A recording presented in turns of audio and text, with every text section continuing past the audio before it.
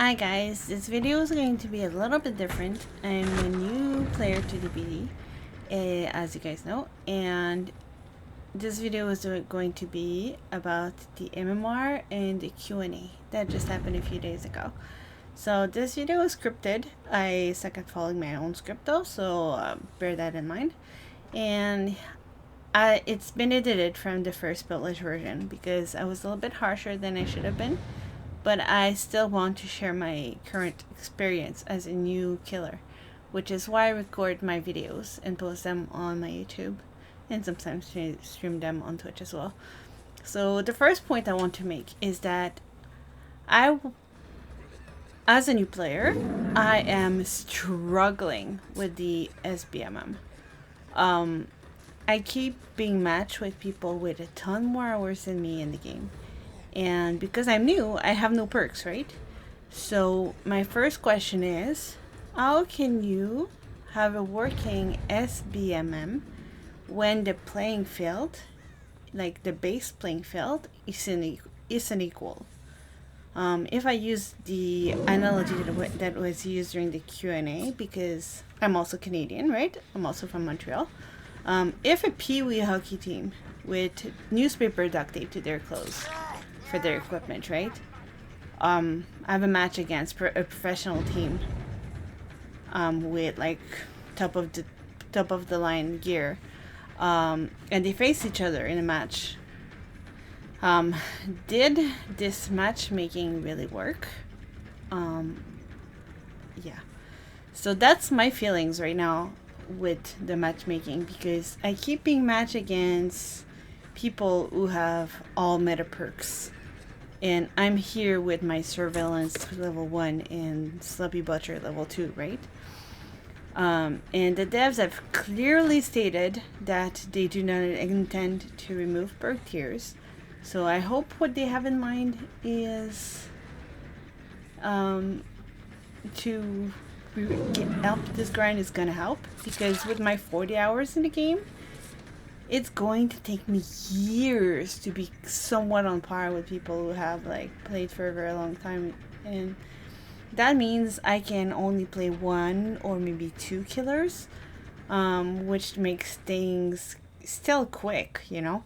And I can't level a survivor to play both sides and try to practice both sides, because I can only spend my blood points on one character if I really want to get good at like the game and have a chance to level my MMR. Not to mention that in this place together, that the SBMM supposedly only take kills into account, kills and escapes, and I hate being tunneled and face camped. It sucks. So I try not to do it to survivors, but like I try to go for everybody one, and like to go for the unhooker instead of the unhooked. I try not to tunnel, but I stay hash for the rest of the month because I'm not good enough at the game. And I'm trying to play nice and to not be a jerk. But that leads into this new beautiful change that is going to come to the game for the rewards starting this month. If you get higher in rank, you get more blood points. 4 times the blood points. Woohoo! That's amazing, right? But oh wait. So for me, who is trying to play nice, who's trying not to be a jerk, and who's a new player, I am stuck in Ash. And if I'm an Ash player, I see a little bit more blood points, but it's still not much, right? Maybe I'll get 2 perks out of it.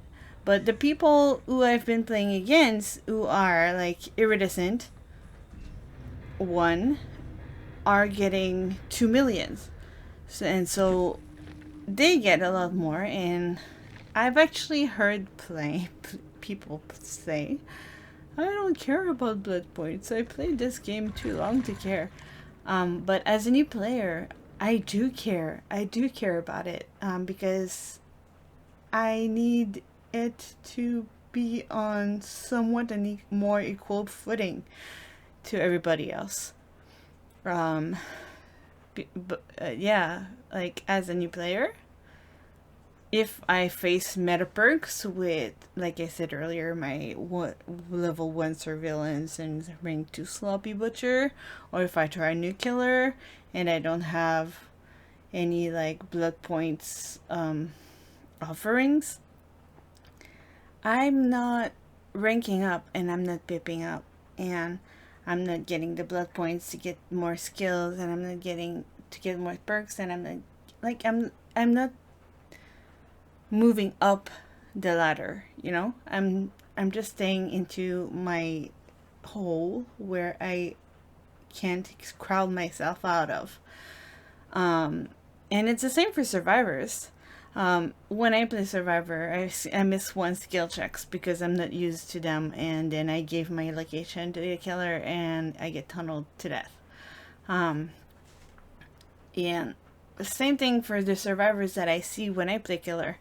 Um, Survivors who do, by example, 3 solo gens, and then they save their teammates from a hook, and then they get hooked, and no one goes for the saved, so they die. Um, does that mean that they had less skills than the others who just let them die, or and did almost nothing? I see it. Like I see it when I play killer. Um, the other day, this really good Meg was looping me around the map for a long time, and she saved everybody from the hook, and then I was able to catch up to her and put her on the hook just before the end game collapse, and no one went to rescue her, even though I was not camping, and she died on her first hook. Like, she was a good player. She was probably the best player in the game, but her MMR still went down because everybody else let her die. It's the same thing. I played another match the other day, and I put Frank on a hook, and I see Bill hide in a locker because of barbecue. And I go around the whole map, and then I go to that locker, and Bill is still in the locker. It's been over a minute.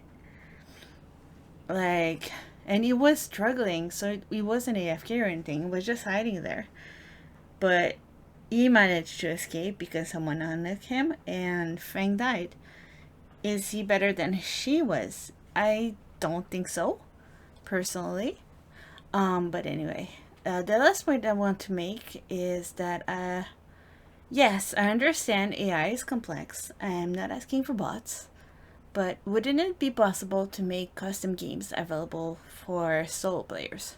Not everybody have friends who play the game to be able to kill your friends, and like it would be nice to be able to just be able to walk around the map, be able to practice, running around certain structures, or just practice blinks as a nurse before going into a match against survivors. Just quality of life stuff, I guess. But anyway, I digress. Now that this is out of the way, after watching the Q&A, I was a little bit baffled. Why do a Q&A at all? Most questions were not answered or straight shut down. And the dev team who participated in the Q&A may be extremely smart and nice people. I don't know. I don't know them. But the way they spoke during the Q&A did not put them in a good light. And maybe it's just because I'm autistic and I don't read tones properly. But I would suggest that they invest in a PR person for these kind of videos, because the way they speak is a little bit condescending. But maybe that's just me. Maybe it's just the way I read people. But that being said, I do not endorse any threats or harassing to the dev. I'm just expressing my opinions and experience as a new player, as a new player to the game, as a new survivor, as a new killer especially. And I just want to put my opinion out there, because if we don't talk about stuff, nothing is ever gonna change. And yes, I do believe there is a problem with the matchmaking at the moment, and something needs to change. Um, but I please, please, please do not go threaten or like harass anybody at behavior. I just want my opinion out there. I don't want them to feel threatened by anything I'm saying or that anybody watches this video. Um, but yes, anyway, I'm still going to play the game because I enjoy just learning and improving like myself. But that doesn't mean that this game doesn't have any problems. They need to deal with stuff. They really need to deal with some of the stuff. The cheaters, the matchmaking. I know they say it's good the way it is, but I don't think so. And I think that there's really some things that they need to think about and fix for the game to be better. And especially, I don't know if it's a problem with killer skills or whatever, but like my survivor games take me maybe 15 minutes queues, while my killer games are instants. So anyway, we're at the end of this video, so I'm gonna stop talking now, but thank you very much for listening to my opinion. I know I rambled a lot. And please, please, please again, don't go harassing anybody. Thank you for watching and listening, and see you next time in a more cheerful video. See ya.